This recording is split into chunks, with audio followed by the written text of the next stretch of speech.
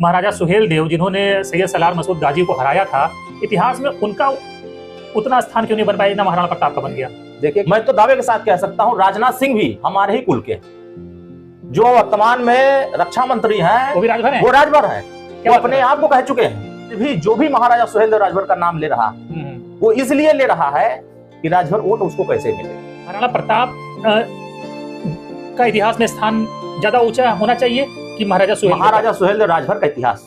क्यों? ये एक दो राजाओं से नहीं लड़े या एक दो शासकों से नहीं लड़े, इन्होंने सैकड़ों राजाओं को इकट्ठा करके, जब हमारे किले, हमारे राजपाट लूटने लगे लोग विदेशी आक्रांता, उससे बचाने का काम, लाखों सेना लेकर सैयद सलार मसूद गाजी आया था।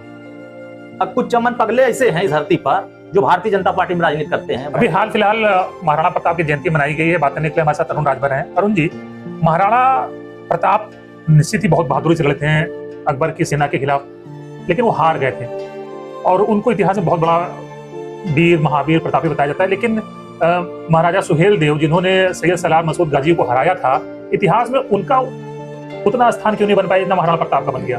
देखिए, क्या है कि महाराजा सुहेलदेव राजभर के इतिहास को बताने वाला कोई नहीं, और महाराजा सुहेलदेव राजभर के इतिहास को जन जन तक पहुंचाने वाला कोई नहीं। इस धरती पर 27 अक्टूबर 2002 को माननीय ओम प्रकाश राजभर जी महाराजा सुहेलदेव राजभर को लेकर के जब निकले, तो बहुत सारे लोग उनका मजाक उड़ा रहे थे, क्योंकि जो समाज अपने इतिहास के प्रति जागरूक नहीं होता, उस समाज को कोई जानता ही नहीं है, वो समाज का इतिहास मिट जाता। और आज 2002 से 2017 के बीच में जितनी हमने जनमानस में महाराजा सुहेलदेव राजभर के लिए पहुंचाया, देश के प्रधानमंत्री राजा सुहेलदेव, गलती कहाँ हो गई? वो भी, उनके पास भी जब वो राजा थे, उनके पास भी राग दरबारी गाने वाले रहे होंगे, जैसे कि पृथ्वीराज चौहान के पास थे जिन्होंने उनकी कविताओं लिखी।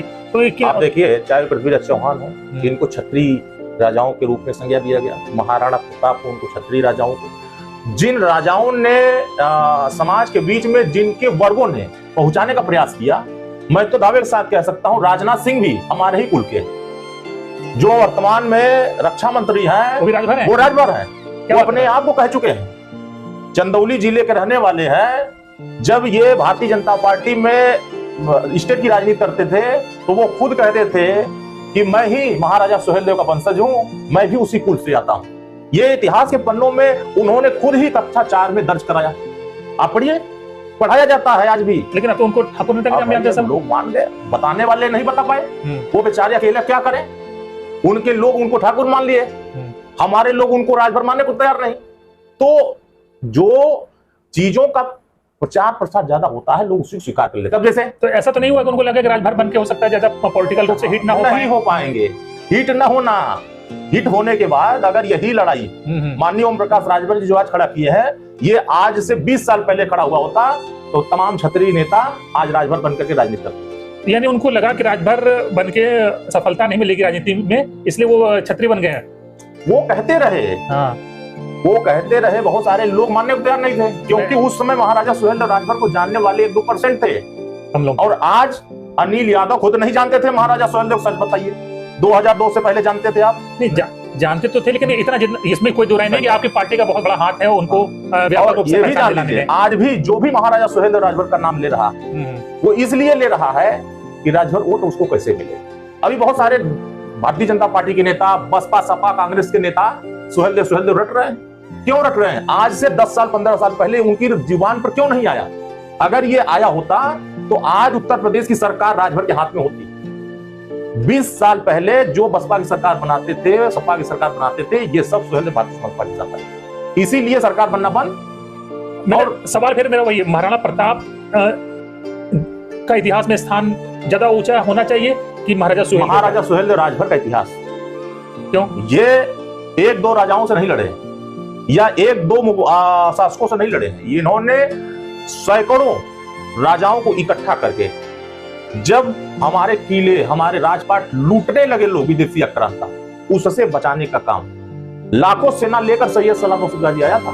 बहराइच में 128 करोड़ रुपया माननीय ओम प्रकाश राजभर ने अपने चिट्ठी पर झील का सुंदरीकरण कराने के लिए, पर्यटक स्थल बनाने के लिए पैसा स्वीकृत करा दिया, जहाँ पे युद्ध हुआ था। ये पागल आदमी क्या कर रहा है? वाहवाही लूट रहा है कि हमने करवा दिया। हमारे अंदर झंडा उतार के देखो, भाजपा की 100 आदमी नहीं खड़े होंगे, 100 आदमी नहीं खड़े होंगे तो पगलई, बहुत कुछ लोगों को पागलपन है, कुछ भी बोल दे रहे हैं, इससे क्या मतलब। महाराणा प्रताप तो अपनी जंग हार गए थे, लेकिन सुहेल देव महाराज जो है वो जीते थे, तो हिसाब से तो उनका ज्यादा गुणगान और वर्णन होना चाहिए इतिहास में। हो रहा है, ये तो सौभाग्य की बात है कि देश के राष्ट्रपति भी महाराजा सुहेलदेव को आज याद कर रहे हैं, और प्रधानमंत्री जी।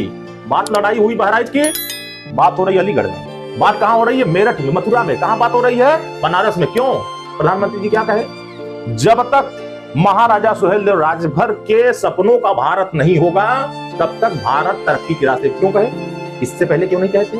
क्योंकि उनका पराक्रम, उनका वीरता, उनका शौर्य, उनका जो संघर्ष था वो देश के लोगों को प्रेरणा देने वाला था। अभी तो ठाकुर लोगों ने महाराणा प्रताप की लखनऊ में जयंती मनाई गई है, और महाराणा प्रताप के जो वंशज हैं लक्ष्य राज सिंह वो भी आए थे, बड़े बड़े कार्यक्रम हुए। तो महाराजा सुहेलदेव की जयंती पर ऐसे बड़े कार्यक्रम क्यों नहीं आयोजित आएंगे?